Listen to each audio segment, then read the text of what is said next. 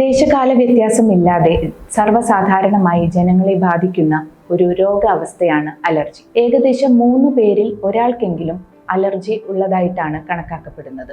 എന്താണ് അലർജി? നമ്മുടെ ശരീരം അഥവാ നമ്മുടെ ഇമ്മ്യൂൺ സിസ്റ്റം ചില വസ്തുക്കൾക്കെതിരെ അമിതമായി പ്രതികരിക്കുന്ന ഒരു അവസ്ഥയാണ്. ഈ പ്രതികരണം നിസ്സാരമായ ലക്ഷണങ്ങൾ മുതൽ ജീവന് ഭീഷണി വരെ ഉണ്ടാക്കിയേക്കാവുന്ന അവസ്ഥയ്ക്ക് വരെ കാരണമായേക്കാം. ഉദാഹരണത്തിന് മുഖം, ചുണ്ടുകൾ, തൊണ്ട ഇവയുടെ വീക്കം, ശ്വസിക്കാനോ ഭക്ഷണം ഇറക്കാനോ ബുദ്ധിമുട്ട് അനുഭവപ്പെടുക, തലചുറ്റൽ, ബോധക്ഷയം, വളരെ നേർത്തതോ അല്ലെങ്കിൽ വളരെ ഫാസ്റ്റായോ ഉള്ള പൾസ് അനുഭവപ്പെടുക, കഠിനമായ വയറുവേദന അല്ലെങ്കിൽ കഠിനമായ ഛർദി അനുഭവപ്പെടുക എന്നീ ലക്ഷണങ്ങൾ കണ്ടാൽ ഉടനടി വൈദ്യസഹായം തേടേണ്ടത് അത്യാവശ്യമാണ്. ഇനി അലർജിയുടെ ചികിത്സയിലേക്ക് കടക്കുകയാണെങ്കിൽ അടിസ്ഥാനപരമായി ചെയ്യേണ്ടത് എന്ന് പറയുന്നത് അലർജൻ അല്ലെങ്കിൽ അലർജി ഉണ്ടാക്കിയേക്കാവുന്ന ഘടകങ്ങളിൽ നിന്ന് ഒഴിഞ്ഞു നിൽക്കുക എന്നുള്ളതാണ്.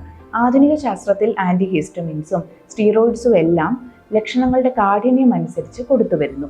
ആയുർവേദ ശാസ്ത്രത്തിൽ അലർജിയുടെ ചികിത്സ കോൺസെൻട്രേറ്റ് ചെയ്യുന്നത് അലർജിക് റിയാക്ഷൻ ഉണ്ടാക്കിയേക്കാവുന്ന ടോക്സിൻ അല്ലെങ്കിൽ വിഷാംശത്തെ ശരീരത്തിൽ നിന്ന് പുറന്തള്ളി ശരീരത്തെ ശുദ്ധീകരിക്കുക എന്നതാണ്. ഇതിന് പഞ്ചകർമ്മ ചികിത്സ വളരെ ഫലപ്രദമായി കണ്ടുവരുന്നു.